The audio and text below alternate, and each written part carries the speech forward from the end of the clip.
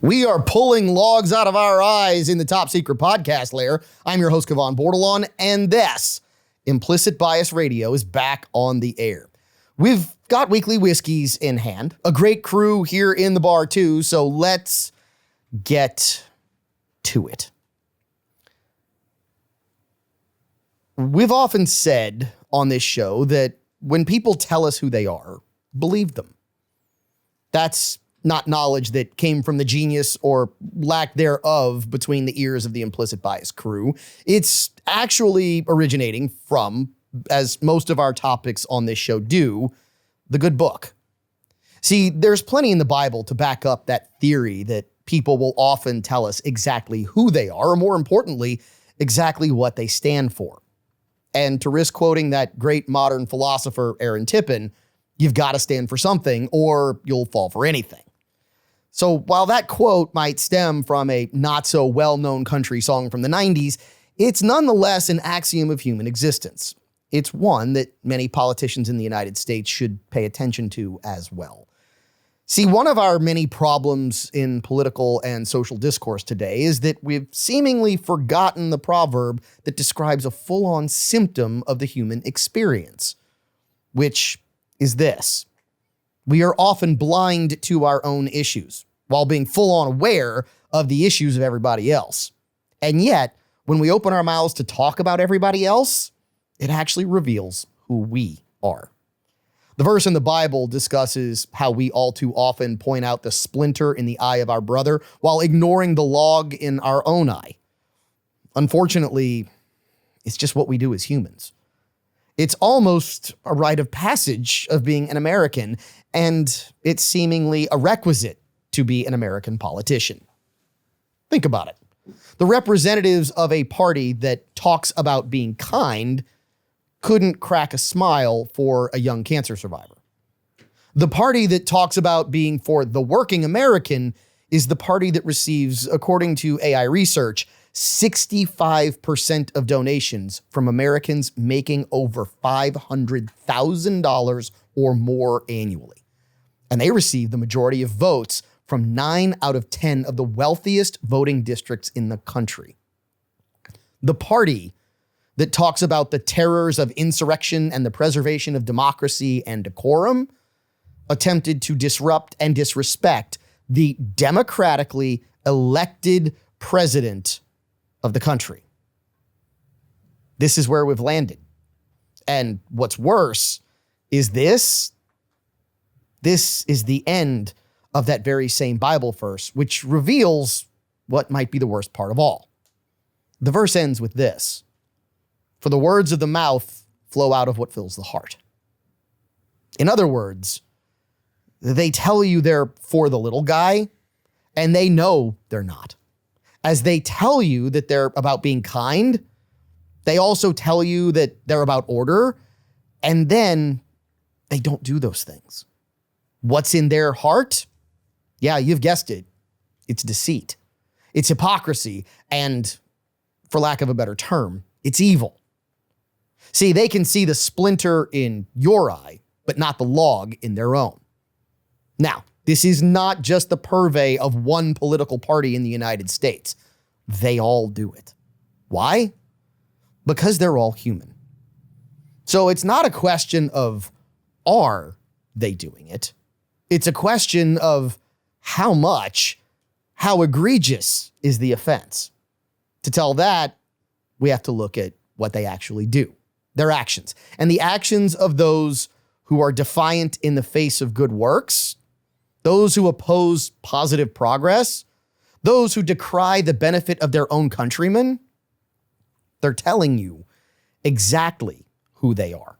They're speaking what's in their heart, but they're doing it with more than their words.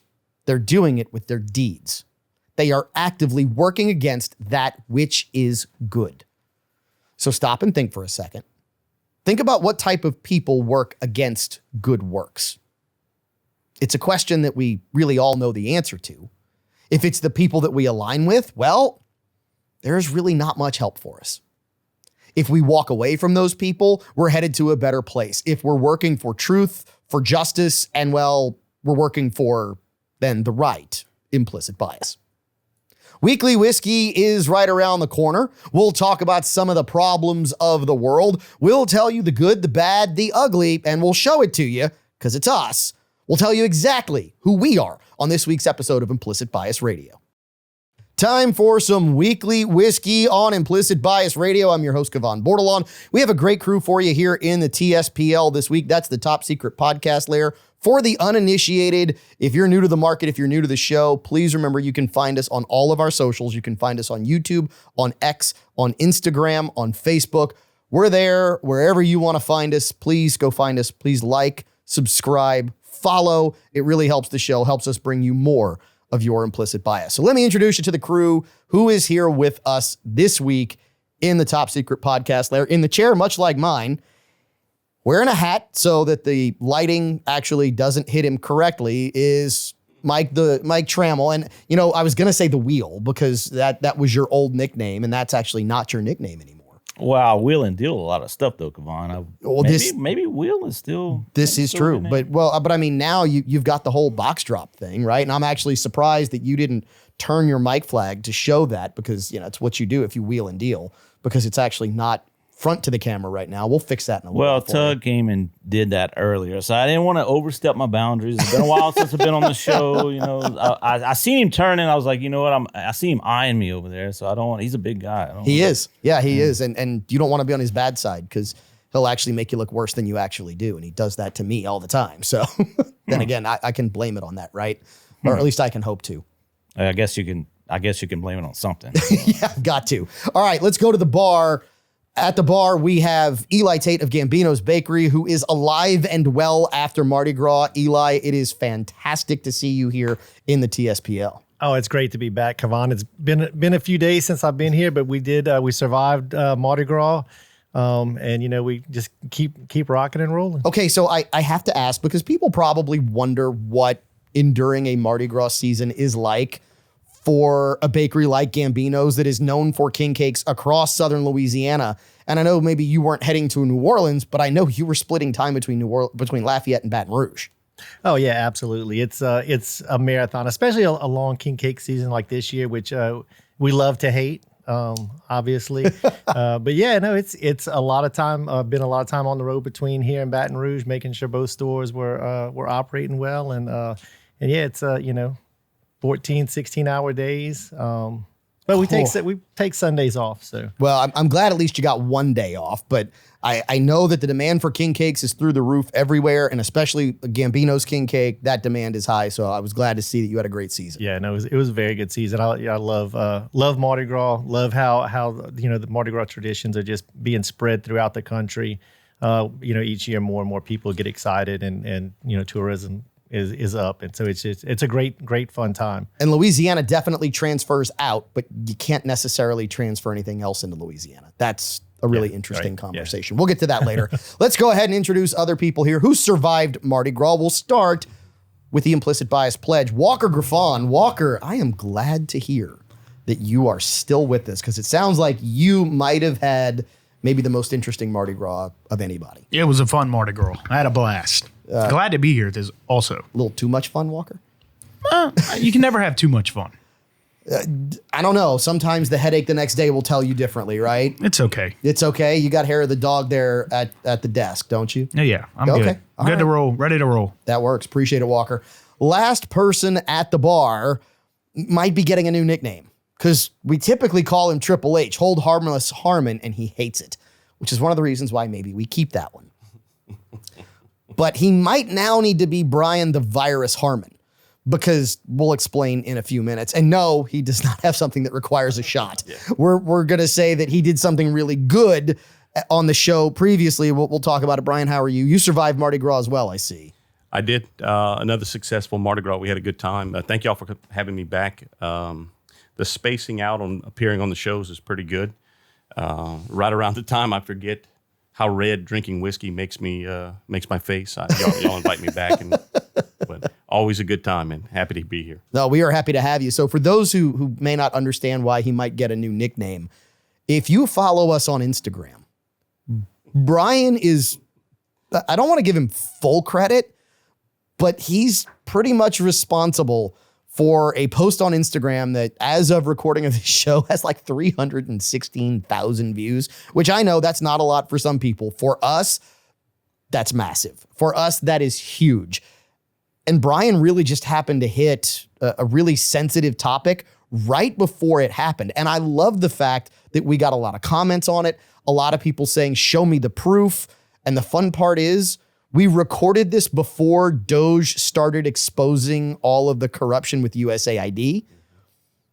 And these people are making this comment after Doge exposed the corruption with USAID. But that's what you were talking about. That's right. If I remember, that was I was responding to a question you asked. I think about what we wanted to see moving forward. It was Inauguration Day when we had that talk, and I just wanted. It was just something we had heard about, and it was a chance for the money is being wasted so much, and it's evidence in our $36 trillion debt that we're in, and everything that's going on with the Trump administration right now. He was the wrecking ball we wanted in Washington, D.C., and I think we're just beginning to see the lineup. We've got an exciting couple of years ahead of us, I think. And here's maybe the best way to think about that. 36 trillion in debt. If 5% of that was fraudulent, that is still $1.8 trillion over the course of debt that we have racked up that was basically fraudulent or given to fraudulent people. So a really interesting conversation. We're going to get to the problems of the world in a minute. Right now, I want to get to this Buzzard's Roost, our weekly whiskey, as we start to get tastings from around the room. So this Buzzard's Roost comes in at 105 proof. It is a double-barreled Kentucky straight bourbon whiskey. So it's toasted in American oak, and it has won multiple medals. Question is, does it win medals here in the Mr. Lester's top secret podcast lair? Walker, I actually want to start with you on this one. Again, I think I've kind of dialed into what flavor profile you like. So I think I know where you're going to go with this one, and I'm curious to hear what you think. I like this one. I do. I get that caramel. I kind of get a little vanilla. I don't know if anyone else gets that, but I get that. I really do enjoy this one. I don't think it drinks too strong whatsoever either. I definitely agree with you that this, to me, does not drink like a full 105 proof whiskey. It definitely goes down smooth. I get that full, robust flavor profile on this one that I really like. It kind of hits me right in the feels as far as my bourbon palate goes or my whiskey palate goes. So it's got a lot of the things I like. Let's go to the bar. Whoever wants to chime in first. Harmon, it's pointed at you first. So what are you thinking? I'm liking this one a lot. I really do smell the vanilla on this one. I don't have a sensitive nose, but it's got it's very easy on the nose. Drinkability is way up there. And so far, so good. I like it a lot. I agree with you on the nose. The nose on this, to me, is one of these that I could sit and nose hump all night and not even drink it. Agreed. Yeah. I could just sit there with it in a glass and nose hump. I'll have to remember that. Yeah, that's it's a scientific term. Kind of scary. On the show, a scientific term, but really, the nose on it is just so enjoyable that I don't even necessarily have to taste it. But to me, the good news is the taste on the palate is even better than what I get on the nose. So let's go to Mike, and then we'll go back to the bar. Mr. Trammell, what are you thinking here? So I'm thinking I wasn't supposed to be on this show tonight because this is actually a good one. Okay, so it's been a while. You've got to tell people why you didn't think you were supposed to be on the show. Well, I mean, used to when I would come on the show, Kevon, I mean, we had MD 2020. I think we had we one never time. had that. I think we even had a Schlitz one time. And you can't even find Schlitz anymore. But, man, this is really good. I was waiting for it. I was waiting for you to say it. Because we haven't had anybody say That's it what I'm saying. on the show in a long time. What's the term that you always used? It's good. No, the term that you use for bad whiskeys on the show. You used donkey to say whiskey? that, yeah, donkey. It's been a long time since we've had a donkey whiskey reference on the show. This is definitely not a donkey whiskey. Man, it has really good color to it, good caramel look to it. definitely a caramel when you first, like when you're nose humping over there. It kind of scares me. Elizabeth, kind of worried about what's going on at home. But anyway, really good nose humping, I guess you can say again. It has good caramel like at the beginning. On the palate, I'm getting like a really good spice in vanilla, like Walker was saying. And on the backside, I'm kind of getting like a butterscotch. I don't know Yes. if any of y'all are getting that. I agree with you 100%. It's a caramel bomb on the front. You get full flavor on the front of the tongue. Then as it gets to the back, I start to get some of that caramel, that butterscotch. Butterscotch. Right? So it's almost like caramel gives way to butterscotch. It's got a good blend, though. It's smooth. It has a little spice on the palate, but man, I really like this one. This one's very impressive, Kevon. Like I said, there must have been somebody else that was scheduled for the show tonight, and I got the late call for this one because this is definitely not a regular whiskey for me. Yeah, you're right. All right, let's go to the bar. Eli, what are you thinking? Okay. I kind of agree with everything that Mike was saying as well. This one's, to me, it's a little bit interesting. It starts off fantastic. I mean, the nose, the smell of it is just is beautiful. And then when it first hits your mouth, you have that caramel, and then I get the butterscotch. The only thing that I'm down playing this whiskey because it is a very good whiskey. I just find on the back end, initially I wouldn't say that it was a 105. On the back end, I get that burn going down. It kind of hits on the back end, and then I get a little bit of a bitter taste on the back end. Interesting. In the finish, but it starts off phenomenal. It's just a touch on the back end that just kind of throws it a little bit for me. This Buzzard's Roost Kentucky Straight Bourbon Whiskey, toasted in American oak at 105 proof for me, hits every flavor that I think you would expect in a great bourbon whiskey. It gives you the vanilla on the nose. It gives you that caramel on the front of the palate, the butterscotch on the back. I do get a little of that oak and that smokiness towards the back that almost gives you a little bit of that sour, just a bit. It is viscous and oily. It is just aggressive enough at 105, but not over aggressive. It is balanced. It is dignified. I could see this sitting by a campfire or a fire on the back patio with a bottle of this in the beautiful weather that we're having right now in southern Louisiana, 50-ish degrees at night at the hunting camp. This fits everything I would want. I absolutely love this. I'd heard great things about Buzzard's Roost, and we'd never done it on the show. So when we were given the opportunity to have this bottle, I thought, let's find out. Can it live up to everything everyone has told us? And to me, the answer is yes. I've never actually even heard of Buzzard Roost. Have y'all heard of Buzzard Roost? No, I've never heard of it before. I had heard, but I didn't know anything about it. This is a blend of 4- and 5-year-old whiskeys. And if you had told me that after I tasted it, because I actually read it before we did the tasting here on the show, I would have told you were a liar. I would have said this is 8, this is 10 years old. It feels and tastes much more mature than I 4 to definitely 5 year blend. Agree with you on that. It tastes a lot more mature than a 4 to 5 year old whiskey. For Yeah, sure. and this is one that to me can be a lot of trouble Yes. because it goes down very easy. It's got great flavor.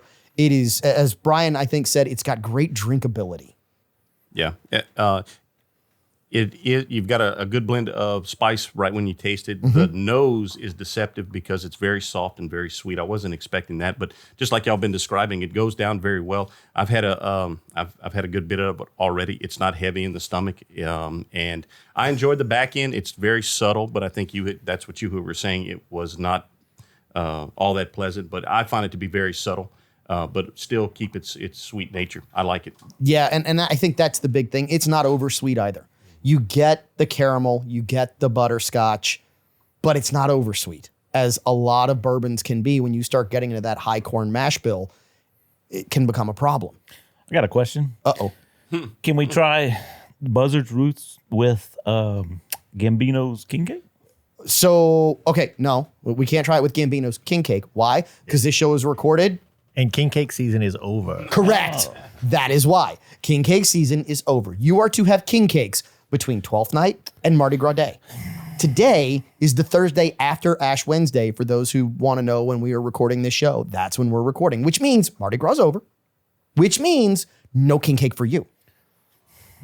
But there are treats from Gambino's on the bar, which you are more than welcome to dive headfirst into, Mr. Trammell, because I know that's what you were probably asking. Yes, that's what I was asking. Yeah. I figured maybe we could get away with the recording. And, Nope. I- Nope. Ask a question, get a lecture here on okay. Implicit Bias Radio. So let's do this. Let's play number one. What would you pay for the What Would You Pay Championship Belt Chain presented by Box Drop of Lafayette? We'll get a figure from everybody here in the TSPL. And we need to rate this on the Morse Whiskey rating code. Red, I wouldn't drink it even if it was free. Yellow, I would only drink it if it was free.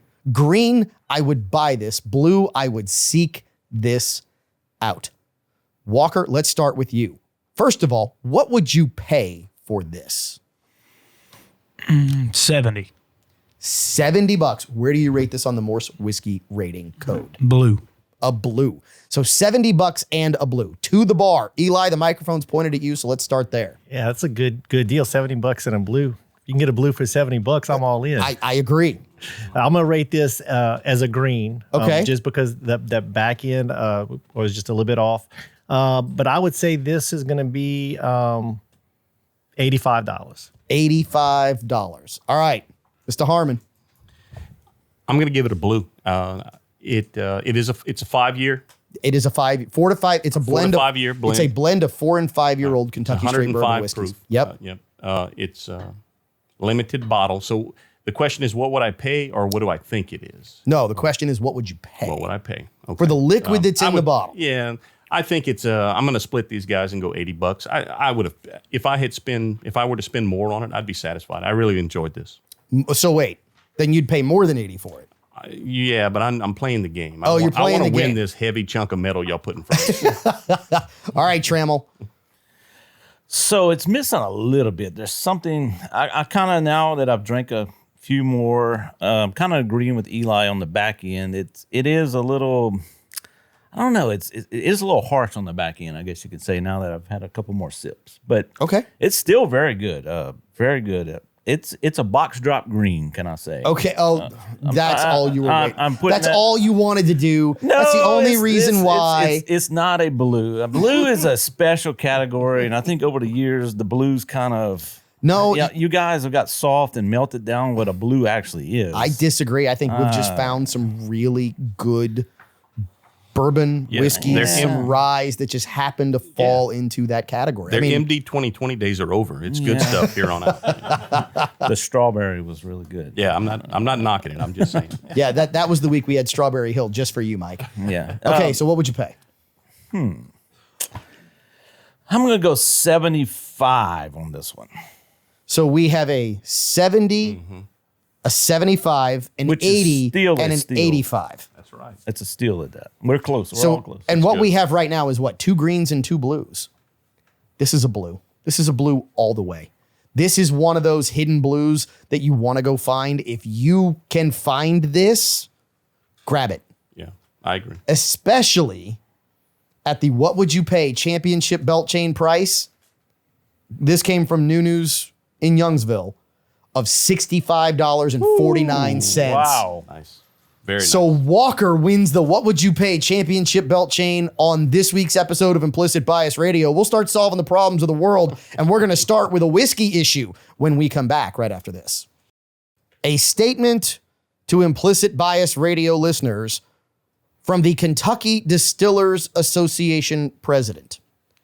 Kentucky bourbon is a great success story. Distilling is a $9 billion signature industry in the Commonwealth, responsible for more than 23,000 jobs and $2.2 billion in salaries and benefits. Unfortunately, the return of retaliatory tariffs on American whiskey will have far-reaching consequences across Kentucky, home to 95% of the world's bourbon. That means hardworking Americans, corn farmers, truckers, distillery workers, barrel makers, bartenders, servers, and the communities and businesses built around Kentucky bourbon will suffer. This from, and let me give you his full names just so we make sure we get it right. And I usually don't read stuff here on the show directly like that. Eric Gregory, the Kentucky Distillers Association president. So the tariffs in Canada, obviously now, are going to affect American whiskey. Because apparently Ontario drinks a decent amount of liquor. From the research that we have been able to look at, it's about 1.5%, I think. 1.5%? I mean, we did just finish Mardi Gras in Louisiana. 1.5% is probably nothing on the size of the market. So first of all, I'm curious as to what we here as business people in the Top Secret Podcast Lair think as we introduce you to the crew who's here. We've got Mike Trammell, who's sitting in the chair much like mine from Box Drop. We've got Eli Tate of Gambino's Bakery in Lafayette and Baton Rouge at the bar, alongside Brian the Virus Harmon from Dupree Carrier Godshaw Insurance. And we say the virus with all due love and respect because that virus has been a good thing here for the show. I'll take it. I like that better than the previous Triple forced H nickname. Yeah. Well, we don't. It's the virus now. So Well, you've earned it, Mr. Harmon. You have absolutely earned it. And then, of course, behind the production chair, he is Walker Griffon. And Walker, you're a small business guy. I mean, 1% to you probably means an awful lot of money, correct? I mean, it's not an awful lot of money. It's a small amount of money, but it's a larger percentage of your revenue because 1% to you is a lot more than losing 1% of a $9 billion market, correct? I would say so.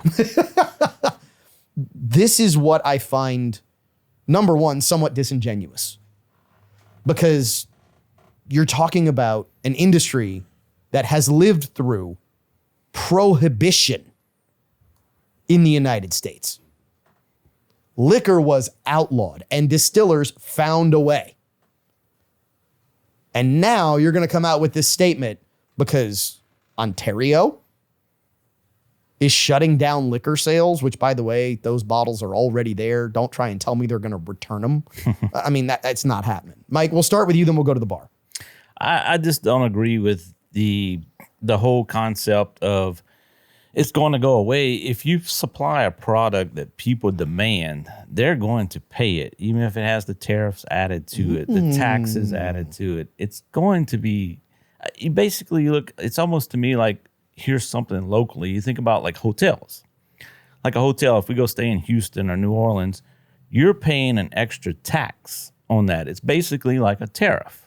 It's probably 20, 25%, to be honest. I haven't looked at it lately, but last time I looked, it's probably in the 20s. Go to New Orleans, it's astronomical. Yes, but you're paying it. You want that product, be it a hotel, bourbon, whiskey, whatever it may be. If you want that product, you're going to spend the money to buy it. So you think that people are going to buy it regardless, or I think they're going to maybe create a black market for whiskey up there. It's going to be an undercover.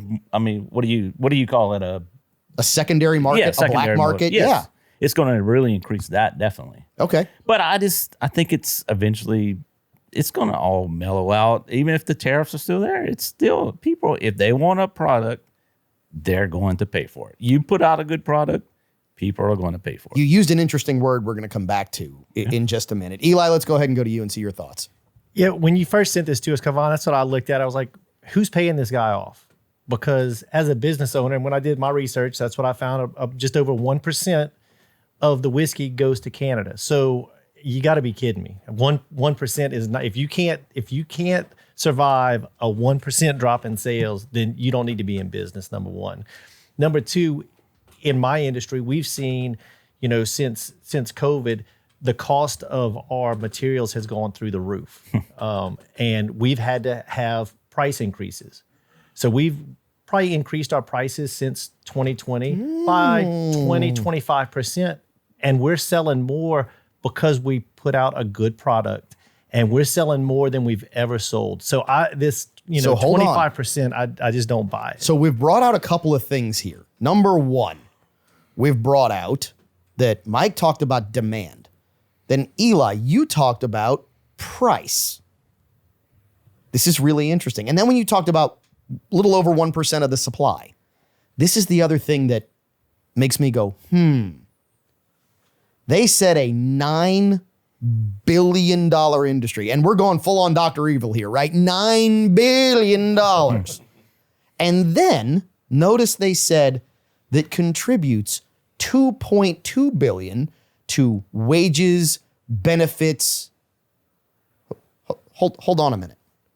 Are you telling me that your GP is 80-ish% on alcohol? This isn't going to hurt the worker. You still need the worker. This is going to hurt your bottom line to the tune of what? $900 million, roughly, maybe a little more. But that $900 million can't come out of the workers' pockets, or it shouldn't, because if you think they're not operating on lean principles as it is with whiskey, come on. And now let's bring in another part before we go to Brian, because I want to hear Brian's thoughts. Eli, you said something really, really important, which is your costs have gone up since COVID, right? Or through COVID. The whiskey that's being put to market today, you know when it was distilled? Yeah. It was distilled pre-COVID. Right now, distillers do have some taxes on those barrels, so they're probably not at a full 80% That's a good point. contribution margin. But when you realize and understand that whiskey is a highly, highly profitable business, it takes a lot to get in. It's expensive to get in. But these legacy distillers that already have all their sunk costs covered,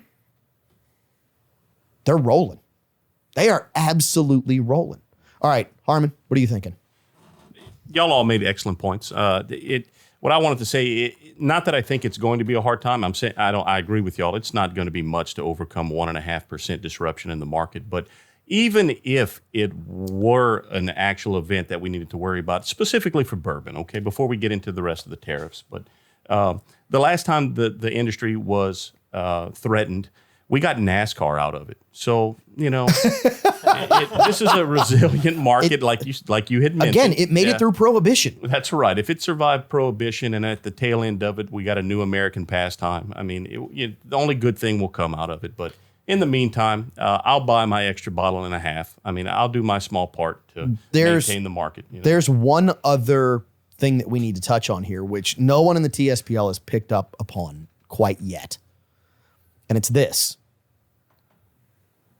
I don't think that distillers are typically or are overly worried about one province in Canada. I think distillers are worried about secondary prices in the US. Because here's the problem. It has been said, and whiskey's much like gasoline, it is a consumable product.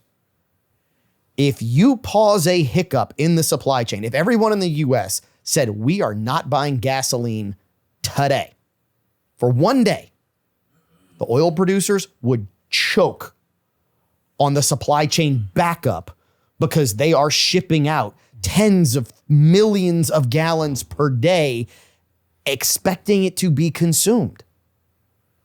Well, the whiskey business isn't much different. And what distillers have done, and look, this is why whiskey drinkers, we love you. I'm not always thrilled with distillers. And here's why. Distillers have held product back on purpose to create artificial demand through a shortage in supply that's not a real shortage. Allocated bottles in the United States have been held back in order to elevate their prices. So what happens if all of a sudden, all those bottles that they're shipping out every day that are supposed to be allocated and that they've got going up there, all of a sudden, those allocated bottles start choking up. And now when supply increases and demand stays the same, what happens to the price on the economic chart?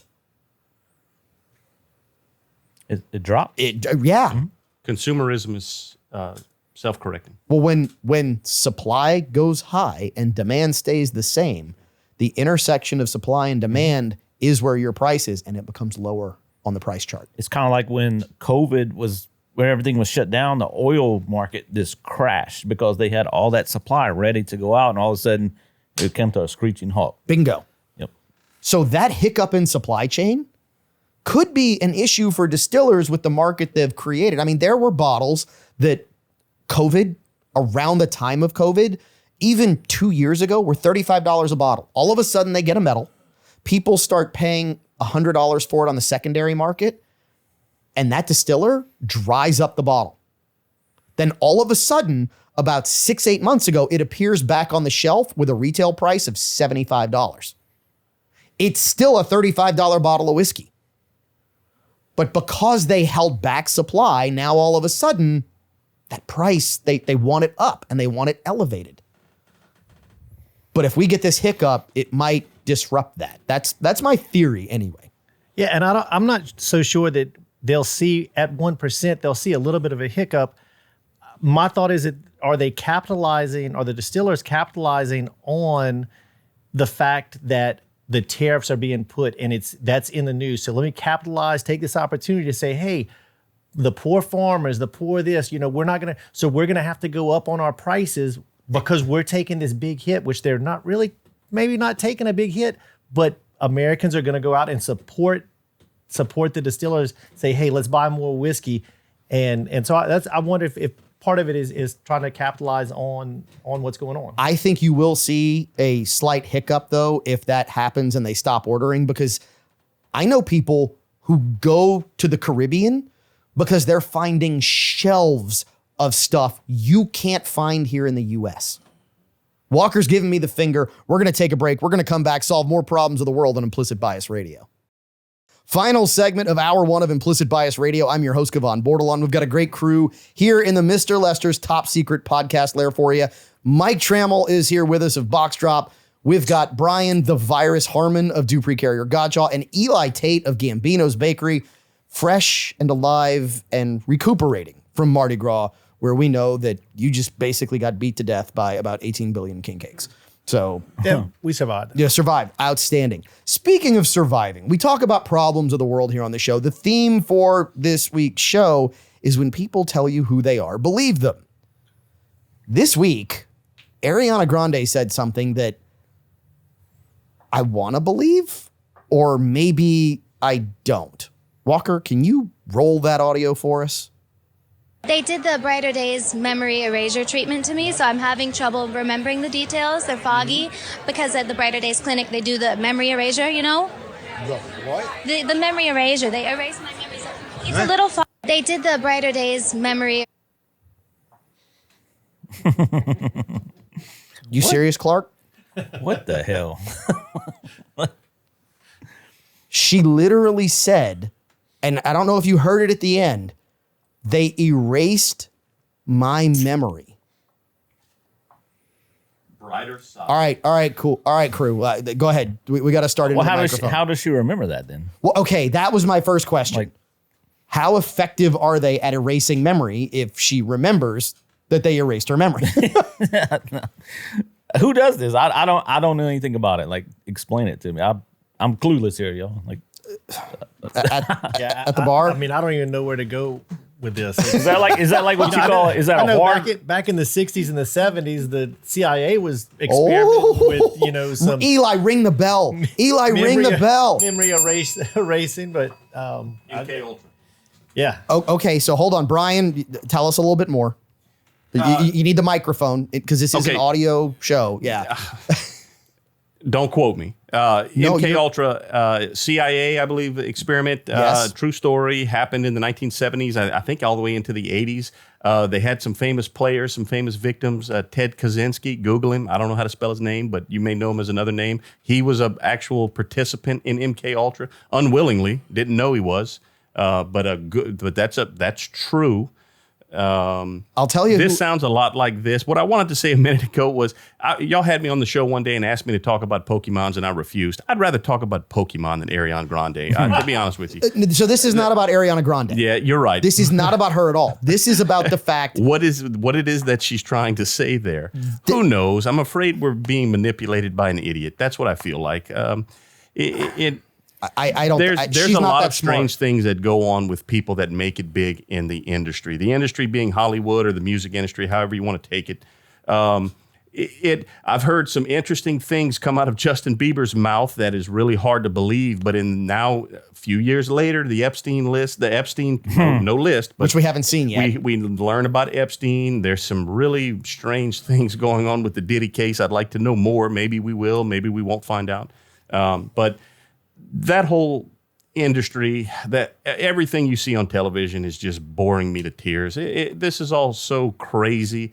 And what it is she's trying to put into words right then and there, I have no idea. So it's so funny that the show this week, the theme is when people tell you who they are, believe them. First thought that came to mind for me when I heard this was MK Ultra. For those who don't know, please don't believe us here. Go look up MK Ultra. Go look up the fact that this is well documented what the Central Intelligence Agency of the United States was doing. You brought up Ted Kaczynski. I did not know that. That's 100%. What I will tell you is that there's a pretty good chance that Charles Manson was an unwitting participant as well.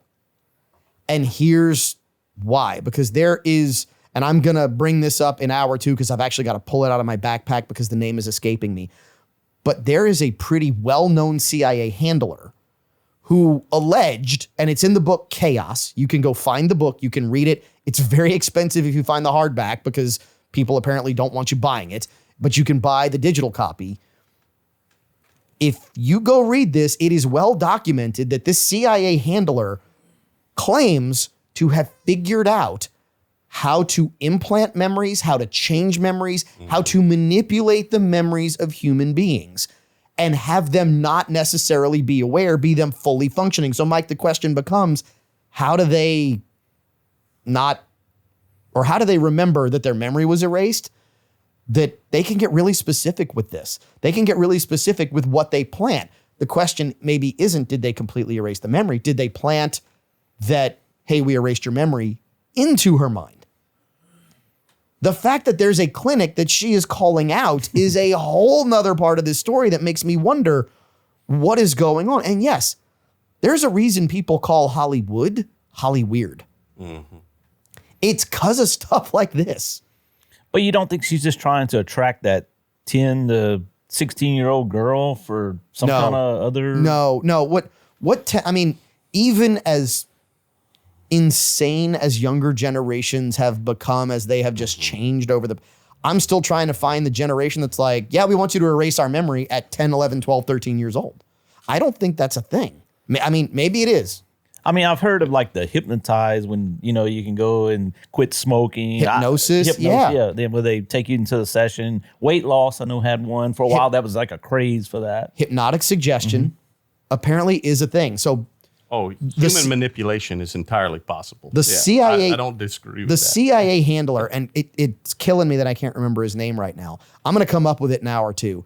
The CIA handler who claimed to be able to manipulate memories, to implant memories, to do things like this, he used hypnosis, he used psychedelics, all in conjunction with each other in order to create the effects that he claims he was able to create. And he claimed it in written documents that are actually noted and referenced in that book, Chaos. It's all there. It's laid out.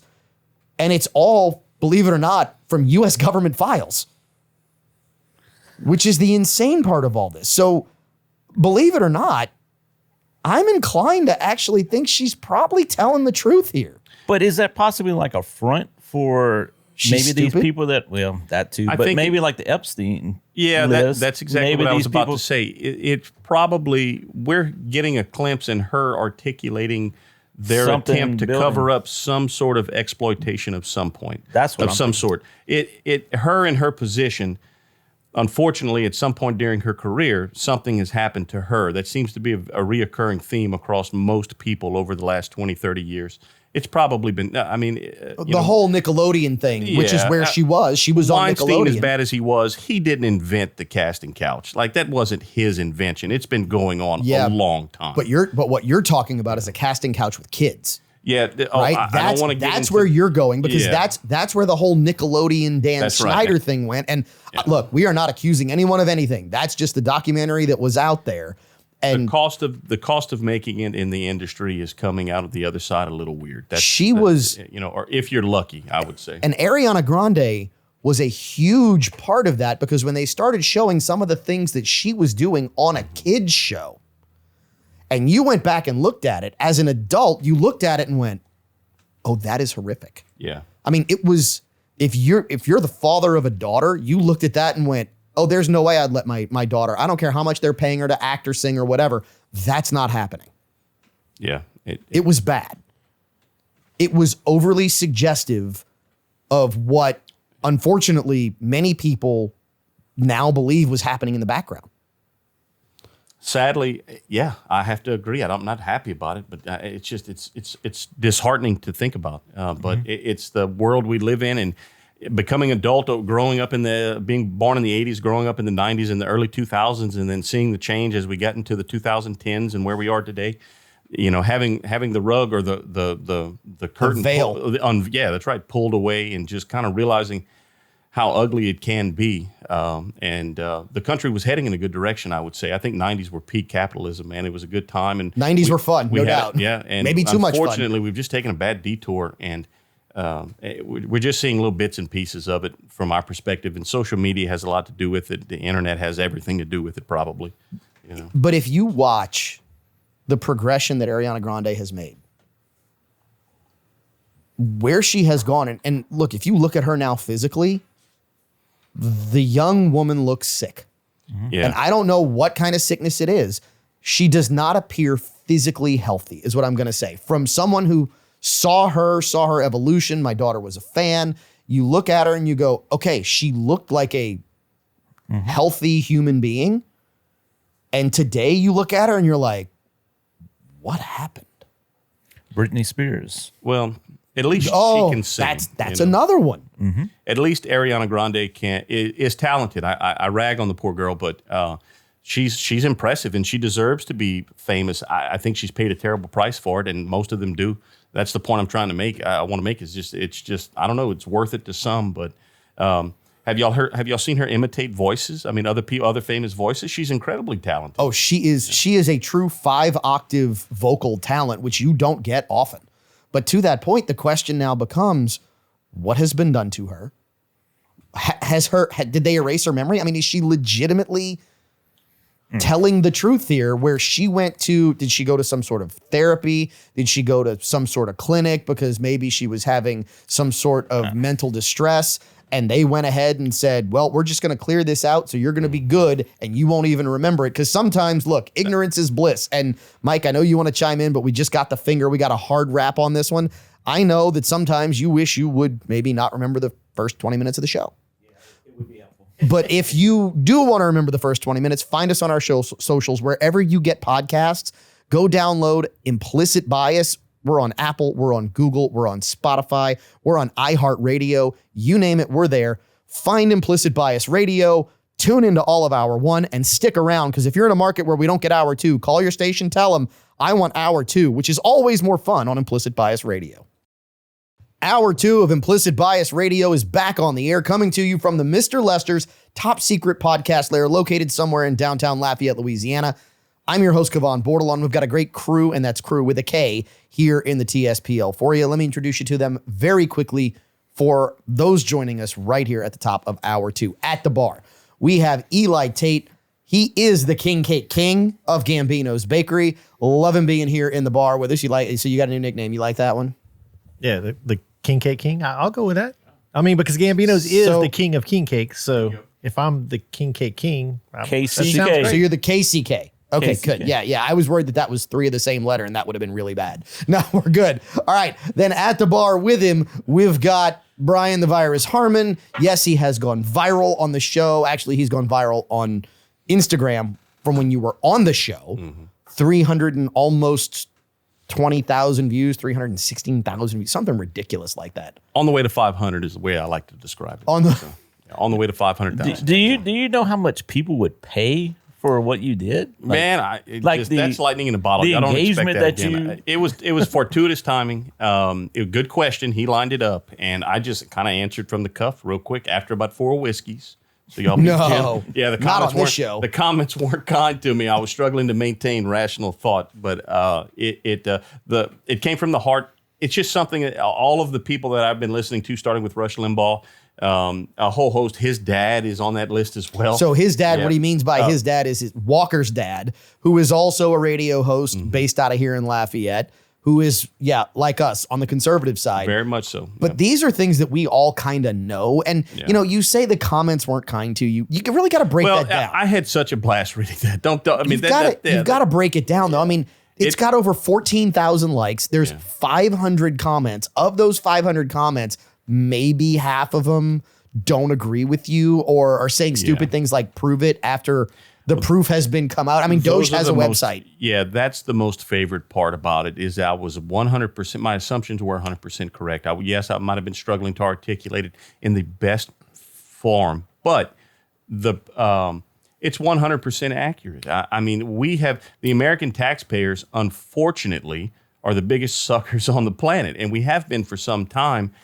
I'm just sad. It's not done yet. We've only just begun, but we have to right this ship. The country's broke. There's going to be broken eggs. We're recording on a day today where the asinine comments of the Canadian Prime Minister went out today in response to the new tariffs being set by the Trump administration. If you look at the trade disparity between Canada and Mexico and the United States, and then also look at the amount of tariffs that the American taxpayers endure and have been since the end of World War II, it's all part of the Marshall Plan. I could go on and on and on about this, but the people overseas continue to try and tell the American taxpayers or compel us to make this understand why we should be more concerned about their eggs than our own eggs. And I'm here to tell you, there's going to be broken eggs during this process. We have to right this ship. Trump was elected in a very convincing fashion to do the job, and he's doing, in my opinion, he's starting to do the job we all wanted to see. So ring the bell, first of all. And here's why I say ring the bell. Very few people, when you start talking about tariffs, and we're going to get into this more. I kind of want to take a break from this because we were talking about the Ariana Grande, MK Ultra stuff, and I wanted to come back to that, but we're here, so let's address it. Very few people, when we start talking about tariffs, recognize how heavily the U.S. has been tariffed with all of our exports for decades. You have the Canadians saying these tariffs aren't fair. Well, is the 600% tariff that you put on American meat, and that's not specific, but they do put a more than 100% tariff on American beef going into Canada. Is that fair? Wait a minute. The tariff that you put on American whiskey, the tariff that you put on any American product, is that fair going into Canada? The answer is no. The answer is no. We have been giving away essentially what should be our fair share of the Canadian market and letting them have more than their fair share of the American market. And here's the really funny part. When you look at the amount of goods that are consumed in the US that come from Canada versus the amount of goods that are consumed in Canada that come from the US, for those who don't know, it's called a trade deficit. It is massive. We consume almost nothing that comes from Canada. Almost nothing. Which made his comments today that much more asinine. Because now they're like, oh, we're going to tariff your stuff. You need your stuff. They glance over that fact. Like, you need our stuff more than we need your stuff. That's the point. Essentially, you are taxing us to your own detriment, as opposed to going, okay, look, it's not a bunch of stuff. They're just afraid about losing the little bit that they have. It's really interesting to see that they basically have zero leverage in this argument. And while it might cause short-term disruption, long-term, they've got no cards. I agree. Yeah, 100% agree. It's definitely above my pay grade, but from what I can take from this, numbers-wise, I mean, you don't have to have You don't have to have a specialized degree to be able to read data, okay? And that's all the trade deficits are and the tariffs and international. It's just data. And it's very easy to come to the conclusion that we live in the world's honeypot. They need our market more than we need the rest of them. Unfortunately, for reasons that I can't get into, it's not my area of expertise, but we have and I say we, it's our elected officials over the last it's been going on longer than that, but since the end of World War II, our policies have sent our manufacturing base overseas, across the border into Canada, down into Mexico, into China. There's other examples of it. Tech support seems to be in India. Maybe that's just me, but manufacturing-wise, it's all over, and the detriment has been to the American middle class, which has been the gold standard for a century plus. And enough's enough. The country's broke. It is. We need to face the reality, because things. The old saying. Fortunately, I haven't had to endure it. But how did you go bankrupt? Well, very slowly and then all at once seems to be a pretty accurate way to describe bankruptcy.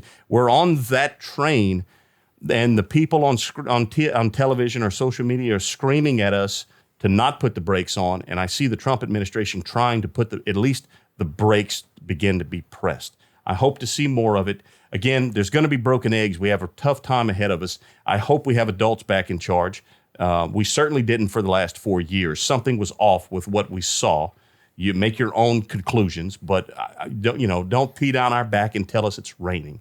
All right, something was off there, and everything seemed to speed up. The amount of spending the country was doing, the influx of illegal aliens, which is another we could go. Yeah, that's another rabbit hole. That's another rabbit Definitely. hole we could go down. But I'm very thankful that the election went the way it did. I'm willing to give the Trump administration the leeway to do what it is, to work the mandate that I believe they were given by the American voting base. And it's not going to happen in a month. It's not going to happen in 3 months. It's going to happen in 4 years. I think the pace that he's been on since he's been elected, he is going to maintain. And we're just at the start of it. Maybe this is all wishful thinking, but I like what I see thus far. Yeah, obviously you do. Because I mean, you just preach, brother. Can I get a witness from the congregation? Ring that bell. But back to the tariffs, I'm really like, if you bring it like to a local perspective, I mean, we're known here in Louisiana for our seafood.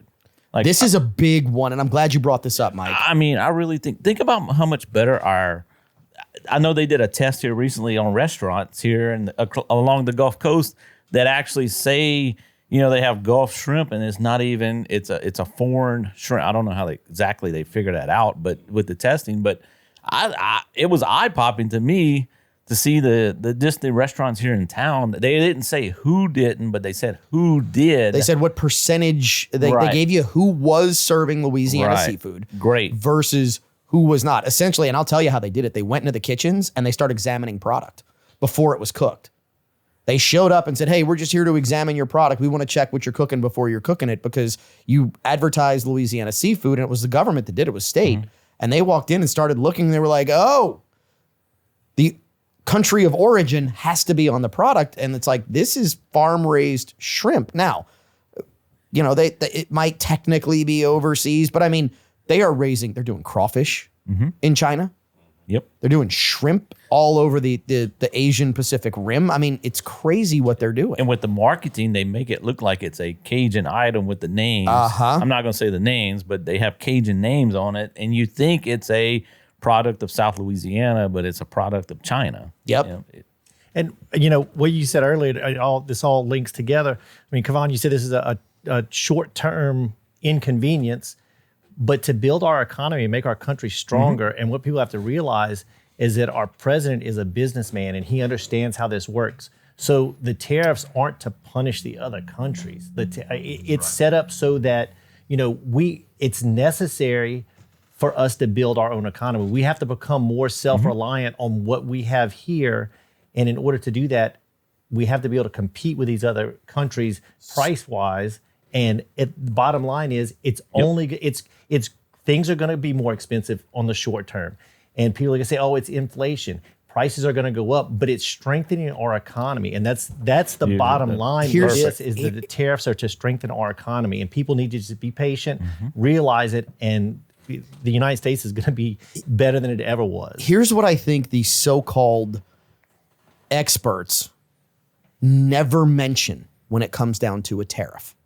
They always say, and this has been the talking point in the media, the American consumer's going to pay. Are they? Because they're saying, oh, they're going to put this tariff. And actually, it was done on Fox News, which I'm glad we're going to call them out right here. This Dodge truck just went from $80,000 to $100,000. So now the American consumer is going to pay $100,000 for a truck. And you know what my response was? I'm not paying $100,000 for a truck. I have a choice. No one has a gun to my head telling me I have to buy that truck. The American consumer, because of the way the market is set up, now gets to choose. And then what happens when they stop choosing the $100,000 truck? Dodge and every other, and I'm not just calling out Dodge here because you can look at every major company that makes trucks. They're all going to go, oh, well, we were discounting it $20,000 or $15,000, which guess what? They didn't need to make that 15 anyway. They were just trying to jack up the price to hope you pay that high price because they're still making a ton of money with a $15,000 discount on it. And that's every automaker. Now, all of a sudden they go, oh, we got to discount it $30,000. All of a sudden, when no one's buying it, we talked about this at the beginning with whiskey. When demand drops and supply gets high, price still comes down because they got to move it and they're going to choke on their own supply. The other thing that happens is companies start doing what? And we've seen it. We saw it with the microchip manufacturer out of Taiwan. They go, hey, maybe we should just make this in the U.S. in the first place. And we'll make it in the U.S. where U.S. we're gonna workers. we're U.S. workers, the quality of the products is going to go up. There's no reason why we should be paying $100 for a chainsaw. The reason we're able to go and buy a chainsaw for $100 is because it's made in countries that pay their workers nothing and there's no quality control. You bring those types of businesses back and industries back to the United States, the quality is going to go up and you'll be able to buy a chainsaw that you pay more for or any item, but you buy it once and it lasts you for years and you get it repaired and you're not just going through. Ring the bell because that's a big deal. The quality of the product goes up. Essentially, you now start actually getting what you paid for. Yeah, I mean, all this stuff is made overseas right now. It's basically it's camps of cheap labor. You're helping that out. I mean, if you're thinking for human rights, the tariffs are going to help that. Now you're not working these overseas workers 18 hours a day for cheap wages. You can bring it home to America. We can make it right here. You know, your cousin or your niece that's younger growing up, they have something to look forward to. They can work in a plant or something. If they don't want to have a higher education of going into the medical field or something like that, they can go into a trade. And that conversation of what it does in the beginning, and this is a bigger conversation because I'm going to say something. I am not a financial advisor. I am not an international economist. I believe the system we are in today has to crash. Yeah. I believe it has to crash because the only way to get out of the economic situation that the U.S. is in, where we are importing basically all of our goods, not all of them, but a lot of them, the only way is that we kind of have to crash it and start over, which means, there's going to be some pain. I'm not going to tell you there's not going to be pain. And this is just what I think. It's not even necessarily what I recommend. I'm just saying I think we are going to see a situation where we might see a significant recession for a couple of months, or a couple of 6, 8, maybe a year, right?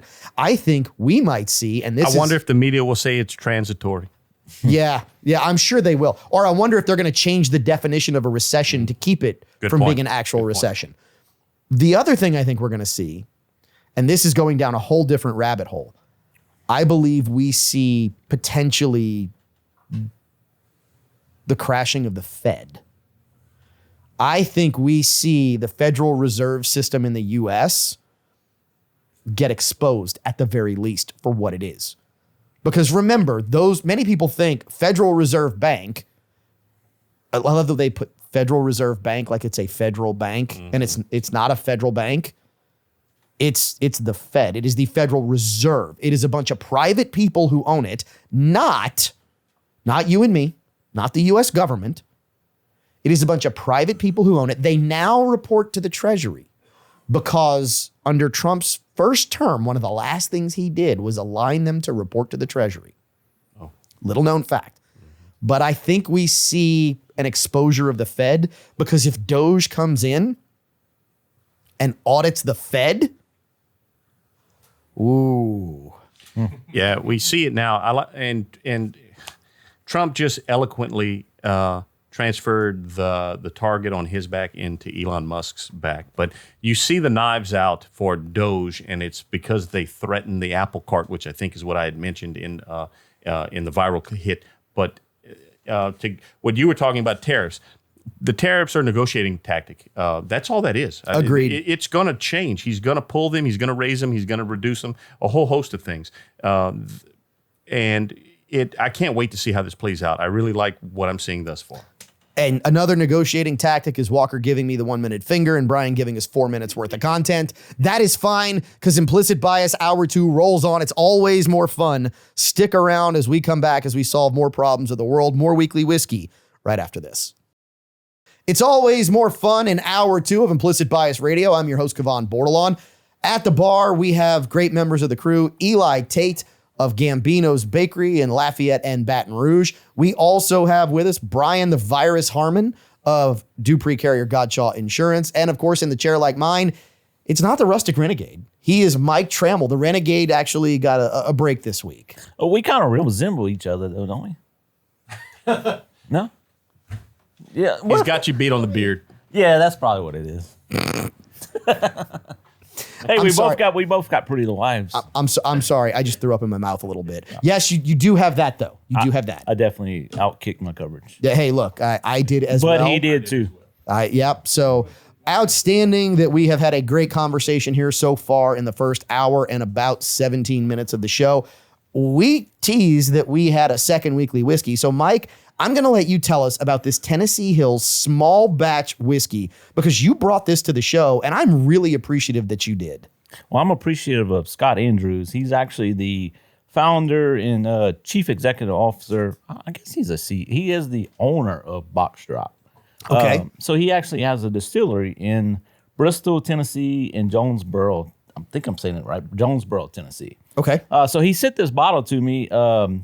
We actually met in Punta Cana. He's really a true redneck. He's a millionaire redneck. And you mean that as a compliment? He is very down to earth. He sent this bottle to me. Whenever we reach a certain criteria in sales, they actually call it, and I'm actually wearing the hat tonight. He's big into rugged is his big calling.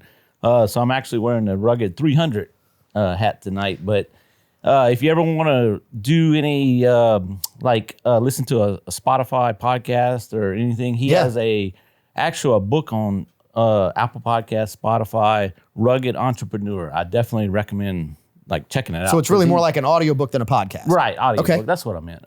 But he's a really good book, but he actually has this distillery, and he asked us to try this out tonight and kind of give our ratings on it. Okay, so here's what I'd like to do. This is a 5-year whiskey, comes in at 90 proof, 45% alcohol by volume, and it is a Tennessee bourbon. So let's start at the bar. Gentlemen, we had a blue in hour 1, and I'm going to be honest, I was kind of concerned about how 90 proof stands up to 105 proof, and the Buzzard's Roost that we had in hour 1 was a tough hurdle. I'm curious as to what you think. Eli, we'll start with you. Yeah, this one, I know we're not rating this one. I would give this one a green plus.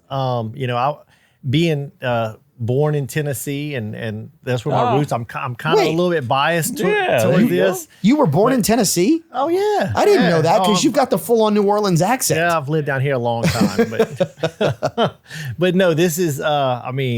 This is if this is very easy drinking whiskey, great on the palate. It's not overly sophisticated, so I think anybody could really enjoy this whiskey. I'm enjoying it.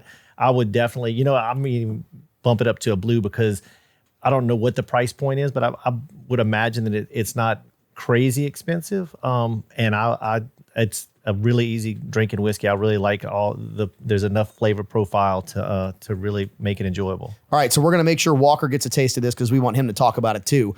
But Brian, I'm curious as to what you think. Having now, after meeting you guys, I've been at a lot of whiskey tasting, and it's really hard to follow a good whiskey with other whiskey because they just don't hold up. And this is, in all sincerity, the Buzzard Roost was very good. I was impressed. I mean, that's my top praise on the ones I've tasted here. This one, following that, I'm with him. I'm giving it a green plus. If it was on its own in the first one, I'd probably give that a blue. It is a good bottle. Well, and we are doing this probably in the reverse order of which we should have done it. We should have gone with the lower proof first to kind of prep the palate as far as the flavors go. Instead, we did the higher proof first and then went backwards, which usually is a recipe for disaster when you're tasting whiskeys. No, this is far from a disaster here. I'm actually really impressed. Yeah. The flavor profile on this is, I think, a lot of what you expect with regards to Tennessee bourbon. It's got that sweetness. It's got maybe a little bit hint of licorice to it that I'm getting on the palate. Yeah. But it's not over licorice flavor, which can sometimes just do me in. Overrun. Yeah, it doesn't overrun everything else. It's got a really nice nose to it. When I first poured it and I got a good whiff of it, I was like, man, this actually really surprised me because it is a full flavor. It's a little oily, which I like, which means the finish is long, so it stays with you for a while, and it just makes you want more. Mike? I really like it. I'm kind of like you, and I was impressed whenever I kind of, as you said earlier, nose humped it, which I'm still very concerned about that term. I think an easy word for this one is clean. It's just agreed. It's just smooth, clean, very good. I'm very impressed. Kavan said it. I think you said easy drinker, and Easy, it really is. easy. I'm going to give this really high praise. Now, I don't know what the price point here is on a 5-year bourbon. 1 out of Tennessee at that. This, to me, when I sipped it, I got the flavor profile, and I thought, in the way that it drinks, the flavors are different, but it reminded me a lot of drinking like a Buffalo Trace, a lower proof, nice caramel, really easy drinker, almost to the point where you're like, this is alcohol.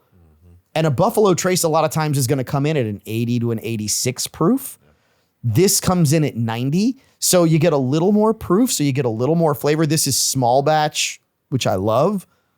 I'm not going to say shocked at how good it is, just highly impressed at the quality of this drink. Because Mike, as you said, it is clean. It is flavorful. It doesn't run you over with aggression, but it also doesn't completely back away from the flavor profile. I really like the sweetness. It's just, I mean, it's really good to me. I'm not a big high proof guy. You probably already know that. You've made fun of me several times, And we still will. Yeah, but I mean, my glass is empty. So Hey, they've converted me, so there's always okay. All right. So Walker, I'm curious as to what you think about this. When we actually got you taste, I realized that you didn't have a pour of this. So what do you think of this Tennessee Hills? I do get like the smooth, clean. I think it's very refreshing, like a refreshing taste. Agreed. You could almost make this a very easy summer bourbon because it's not overpowering. It's not heavy. It is light yet flavorful all at the same time, which I think is a really delicate balance. So kudos, because this is really good. Did y'all say it is a small batch? Is that It right? is a small Okay. batch. All right. now we have a problem. Scott has to send us another autographed bottle. Well, so yeah. I've actually got to look at this because I'm really curious as to what this would cost. I have my suspicions, and I'm if I'm correct, that's one I'd like to keep on the bar when you don't want something super special and you're not looking for the mixing whiskey. You just want an easy drinker in the afternoon. This is one I would like to keep. Yeah, it's very good. Yeah, like I said, the easy word for me is it's clean. Like it's just very good. So let me see if I can find at least an online price on this. And I'm actually looking for a bottle. This is very difficult to find. This is basically unobtainium. Oh, and we opened an autograph bottle. Thank you, Yeah. Mike. I appreciate that. Yeah, no, look, That's how this much. is- That's how much I love Okay, y'all. so Kavan, I just you I found think- it? Well, they relabeled it. So Tennessee Hills, their label was S.E. Callahan. Yep. And this is their new label. So Okay. if you look it up, and Total Wine it's $45.99. Yeah, see. So the reason it's just a different label. This Yeah, is the signature is Stephen Callahan. They just rebranded or redid the label. so this one at $43.99, $45.99. This is an absolute steal at $45.99 because you've got great flavor to it. You've got wonderful notes. It drinks very easily. You can keep it on the bar. You can make a cocktail out of it. It will drink very easily there. It's not overpriced. It's not unobtainium. It is easy to find. So first of all, Eli, thank you for the sleuth work there to help us find the new label here because that's impressive. I thought he was being rude looking on his phone, playing on his phone. No, I had a feeling of what he was doing because 3 or 4 of us were like, all right, we gotta research this, except for Walker, who we know is like watching a basketball game or something. He's completely hungover. I was watching a basketball game earlier. Well, That's what we thought. he doesn't have to bake a million king cakes right now. No, either, he does He's got a not. lot of time on his hands. so. He is still trying to recover from Mardi Gras and all the damage that has done to his liver over the last few days and weeks. Okay, so here's what we're going to do. We're going to end this segment. We're going to come back because we got plenty of more problems of the world that need to be solved. Because when people tell you who they are, you need to believe them. We've got more of that coming your way on this week's episode of Implicit Bias Radio. Penultimate segment of this week's episode of Implicit Bias starts with there being more credit cards than there are government workers. It starts with there being people over 110, 120, 130, 140 on the rolls for Social Security. And while some may say, oh, nobody's getting those checks, that's kind of the point. Nobody over 130 is getting a check. Someone else is getting that check who is not 130 years old. Somebody else is using that extra credit card that has a $10,000 limit. Doge is doing exactly what a lot of people, in my opinion, voted for. Doge is starting to uncover all the little things in the background that your elected officials didn't want you or me or anybody else to really know about. The crew here in the Top Secret Podcast Lair is all over it. We'll start with Mike Trammell. What are you thinking, Mike? So I think somebody was it 300 years old? One person was like 300 years old, something like that. How? That's older than the nation, right? Yes. That is, you've got multiple people older than the nation. That's a whole thing. How has that never been caught? So let's play devil's advocate here. It's a typo. Somebody, instead of typing, born in 1976, typed born in 1697. But Kavan, if I type on my tax statement, I profited 20,000 instead of 200,000, you don't think they're going to come back and audit me? Well, here's the thing. And If somebody is on the roll that has a typo and you look at it, there should be something in the system that removes someone who is no longer alive. So the question becomes, well, wait a minute. Are we removing people from Social Security rolls? Because this is the one question that nobody asks. Have we removed people from Social Security rolls? And I guarantee you the answer is yes. I guarantee you people have passed and they have been removed. What triggers that? Who knows? Is it possible that it's a typo? It is highly possible that it's a typo. Is it probable that it's a typo? Probably not. And here's why. Not millions of times. That's the thing. There are millions of these errors. Millions of these errors. So you're telling me that we have that many typos? What's more likely is someone figured out, hey, if you work at the Social Security office and you keep this person on the roll and I get the check, I can cash it. You can profit, I can profit, and nobody knows. No. That to me is, look, call me a cynic. As my father used to say, a fence is there to keep an honest man honest. There are no fences here. None. There are no fences when you've got more purchasing credit cards that are unchecked. Because, you think, oh, well, they're probably rectifying everything that's on those credit. They're not. I can tell you this. If there's one thing I know from the last 15 years of my life dealing with businesses and how they purchase, it's that 90% of businesses out there have no idea exactly what they're buying. They just have it on a purchasing card. They then have another process to purchase that might be for maybe planned purchases or raw materials. They then have another way to purchase for things that are emergency items. There are multiple ways to purchase, and they can't ever rectify. The best-in-class businesses still don't know what they're buying, much less the federal government. Eli? Well, I was going to say, along with the credit cards, when I was on active duty, we were required to apply and acquire a travel card that was in our name. Mm-hmm. But here's where my big concern is. If I didn't spend it, if I didn't travel with the military, I didn't file an expense report, I didn't pay a monthly fee on that credit card. I've never had a credit card that if you don't spend any money, the credit card is free. So if all those credit cards are not closed out when the person is no longer working, is the government picking up that fee? And Well, they have to be. And so It's pure waste. who's in bed with the credit card companies that, you know what? And that's what they'll say. Oh, well, these cards are activated, but nobody's spending any money on them. But we're paying to have the But cards. we're paying $40 a month for millions of credit cards. Ring the bell. And, yeah. and then it's clear. It's like, oh, well, we just forgot to close the account. But somebody's getting money. And the best part is you've got people out there who are more upset with the people exposing the waste than they are about the waste. Remember when we said people will tell you who they are, and when they do, we should believe them? The mouth speaks what comes from the heart. Freudian slips are a thing. Walker, you've got the Freudian slip queued up. This is what a U.S. lawmaker actually said on the record in front of everyone.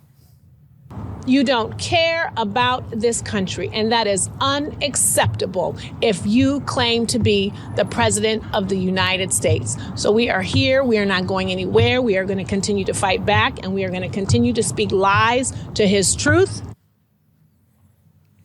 Isn't he working for free?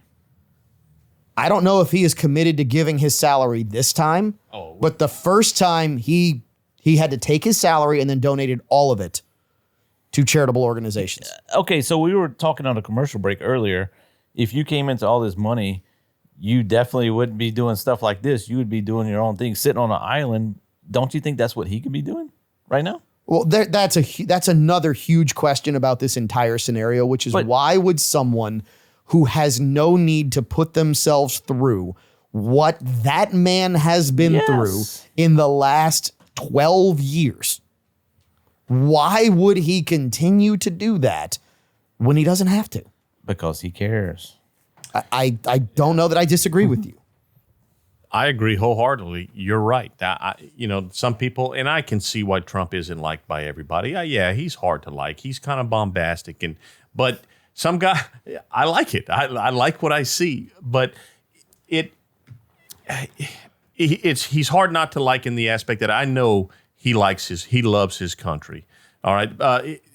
Elon Musk said it not long ago about the ridiculous talk about being beholden to Putin, like being bought out by Putin.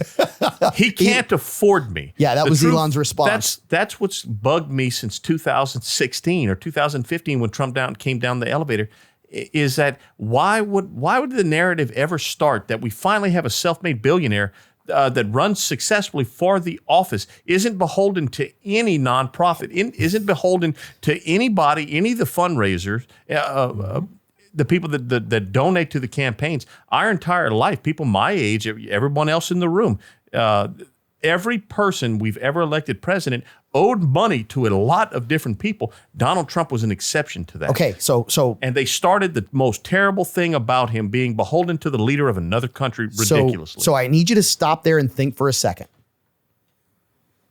The accusation has been he's there to steal your money. Now, look, I am not a fan of what Donald Trump has done with regards to the whole Trump coin thing. That's a bad look. I don't know exactly what happened. It's a bad look and it looks criminal. I will tell you it looks criminal. But what I will say is this. When I talk about people opening their mouths and telling you who they are, the one thing that they have all said is he's there because he is bought by Putin. They've all said he is taking money, he's profiteering, he's doing all this stuff. The man is worth $4 billion before his media companies went public and made him way more money than he was already worth with the options that came from the stock, which means why are they saying he's there to be bought? Because projection. It's all they know. All they know is go in not overly wealthy, come out ridiculously wealthy. Go in like the Clintons and come out of being president in debt to the point where you are taking things that the National Archives made you return to the White House because they tried to steal the silverware. Please don't believe me. Please look this up. To all of a sudden being worth hundreds of millions of dollars. To the Obamas who are now worth hundreds of millions of dollars. That's all they know. And they can't fathom a politician who doesn't need to be bought. We will come back. Final segment of this week's episode of Implicit Bias Radio is right around the corner. Final segment of Implicit Bias Radio, promises made, promises kept. I told you in hour one that we were going to identify the CIA handler who allegedly mastered, according to some of his own memos, implanting memories, erasing memories. We were talking about Ariana Grande at the end of hour one. That gentleman's name was Jolly West.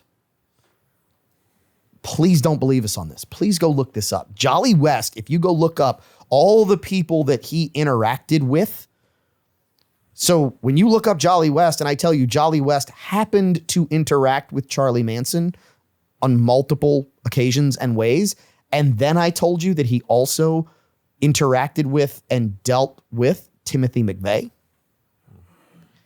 Jolly West's name just keeps showing up around horrific tragedy inside the United States. And Jolly West is, again, please don't believe us on this, letters from him to the acting director of the CIA at the time.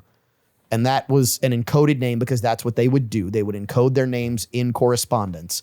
But correspondence. So that's an alias. Yes, between Jolly West. No, Jolly West is his real name. Okay. But he had an alias in his communications with the director of the CIA who also had an alias. Last name Gottlieb was the alias that was used, I believe, something of that nature. But it's out there, right? So when we think about the whole Ariana Grande and her saying, and by the way, if you didn't catch that, go back and catch hour one on podcast. Go catch us on YouTube, on Facebook, on X, on Instagram. It's all there. All our links are there on our website, implicitbiasradio.com. So it's all there. It's all laid out. Jolly West was associated with MK Ultra as well. Sounds like he is. Berkeley at the Berkeley in the 60s, late 50s. Yeah, there's that's exactly where MK Ultra was carried out at all the prestigious universities across the country. Correct. So just to make sure that we close the loop on that particular story, because man, we wanted to and we didn't get to, just like we kind of want to get to those Gambino's little treats when we're done with this final segment of this hour. Eli, thank you for bringing that. I appreciate you also not attempting to bring a king cake because I know you still can bake one, but you understand the rules. King cake's out of season. We've been through this. Correct. Yes, we've been down that road. We tried sneaking one in though. Yeah, you probably did. You tried king cake contraband. Yeah, exactly. Right? No, we have the King Cake King, the KCK, not the KCC, not King Cake Contraband. King Cake Contraband. There's something to that. That you need to trademark that. Yeah, well, a contraband king cake. Yeah, there's something there. There's something there. There's something there, but it better not be an out of season king cake because that just shouldn't happen. we know this shouldn't happen. Definitely a float name at the very least. You don't think they could make like a king cake Easter cake or something? Don't tell Kavan, but yeah, we do. I'm telling you, it's got After to be the lecture you year-round. gave him. It's got to be a year-round. We make thing an for Easter king cake. We make a No. 4th of July cake. Okay. It's actually called a freedom It's cake for business. 4th Okay, of so July. so it's a freedom cake on 4th we of do a July. freedom cake. It's an Easter cake on Easter. It's not a king cake. It's like a Correct. Christmas tree. You You make it are into a correct. Mardi Gras tree, and like these Christmas trees stay up all year. Look, a Mardi Gras tree is a thing. After It's not a Christmas, thing. after It's not- Christmas, it's you don't want to take it no. down. After Christmas, it no longer becomes a Christmas tree. That's being We lazy. transform it into a Mardi Gras tree. It's what we do. You take it down after Christmas. You're supposed to. I don't disagree, but it's been done. I'm just saying. Yeah. It's been done. Terminology changes. That's why words matter. I think that's woke. If that's woke, you've just been asleep for a long time. Can we go back to the only. Ariana Grande?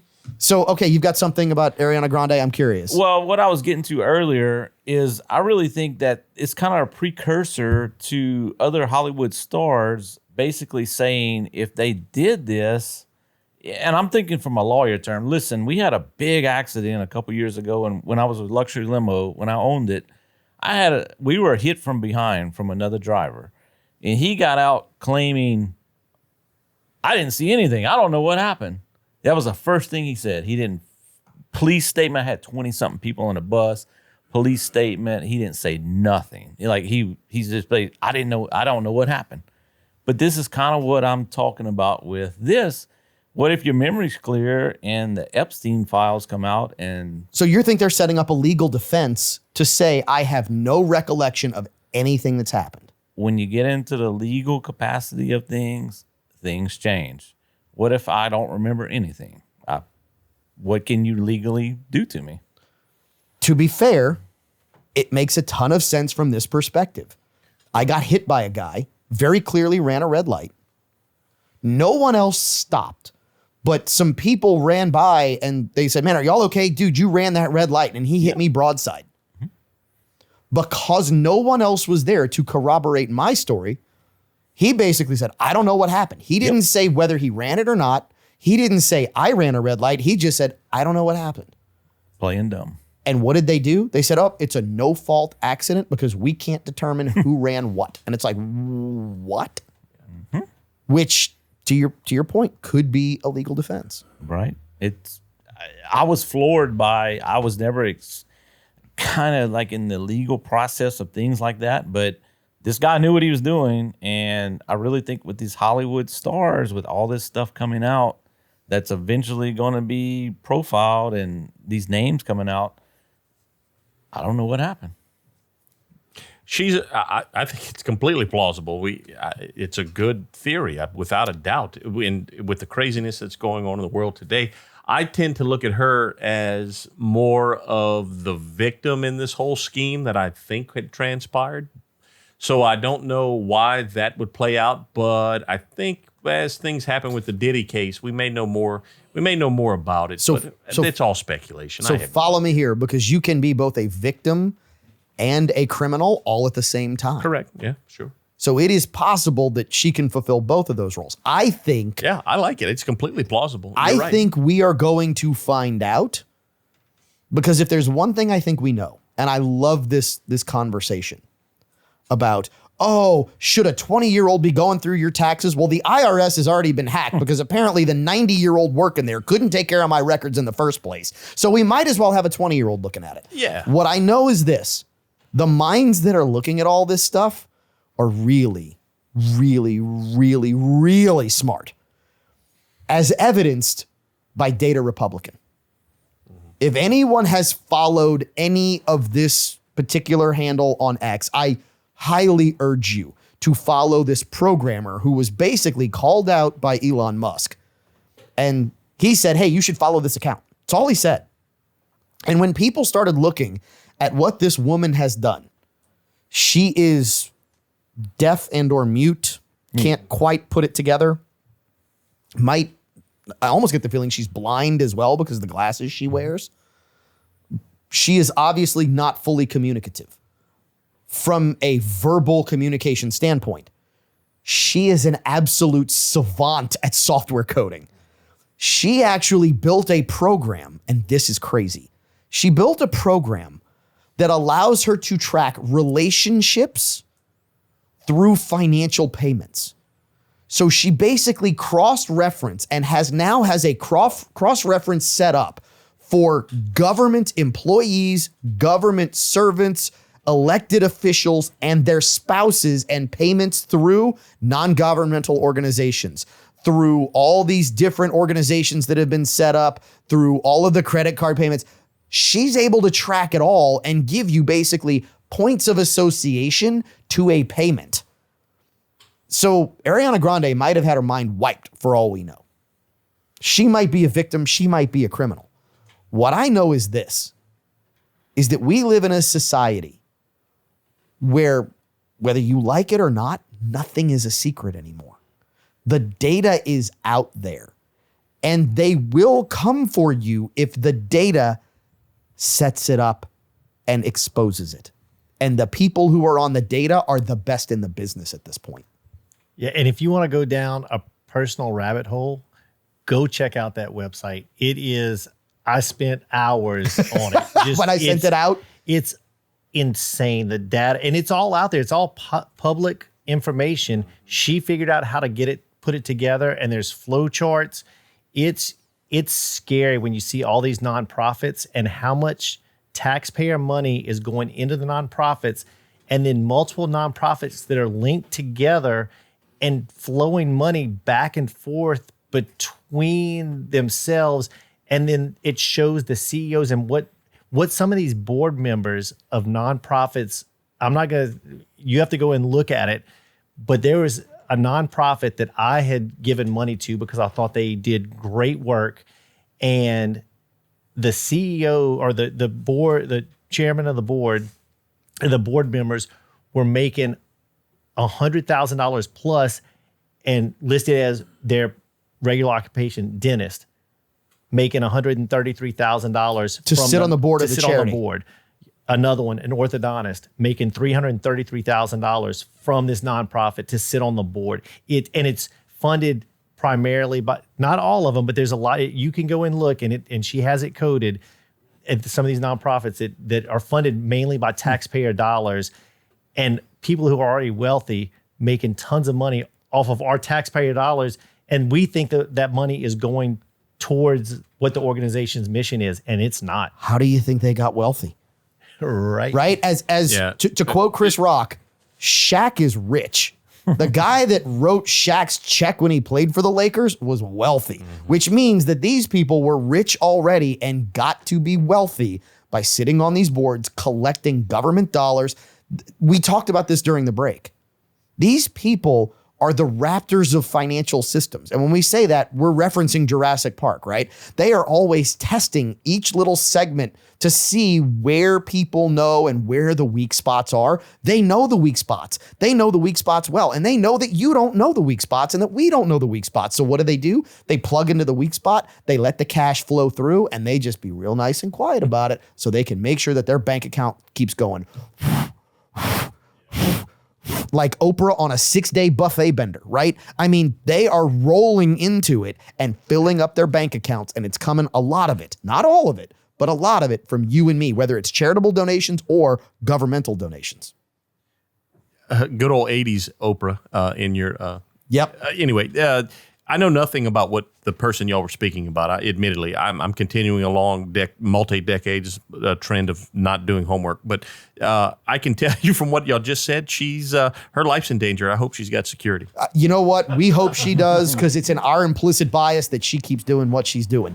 Don't miss any episodes of the show. Find us on our website, implicitbiasradio.com, wherever you get podcasts, all of our socials. We look forward to bringing you more solving of the problems of the world, one weekly whiskey at a time, on next week's episode of Implicit Bias Radio. We'll see you in 7.